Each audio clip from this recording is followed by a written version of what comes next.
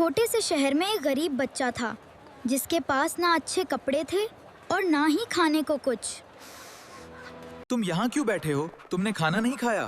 میرے پاس کچھ نہیں، میں بھوکا ہوں۔ آؤ میرے ساتھ بیٹھو، آج ہم دونوں ساتھ کھانا کھاتے ہیں۔ آج میں نے پہلی بار اتنا اچھا کھانا کھایا ہے۔ اللہ ہمیں دوسروں کی مدد کرنے کا موقع دیتا ہے، ہمیں کبھی انکار نہیں کرنا چاہیے۔ کاش سب لوگ ایسے ہی مہربان ہوتے۔ تمہیں پتہ ہے اگر ہم ایک دوسرے کی مدد کریں تو دنیا بہت خوبصورت ہو سکتی ہے۔ یہ لو، کل بھی ہم ساتھ کھائیں گے۔ آپ بہت اچھے ہو، اللہ آپ کو ہمیشہ خوش رکھے۔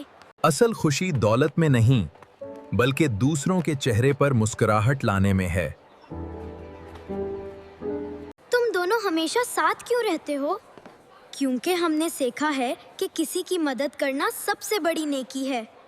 بچوں، یاد رکھو جو دوسروں کی مدد کرتا ہے اللہ اس کے دل میں سکون اور زندگی میں برکت دیتا ہے۔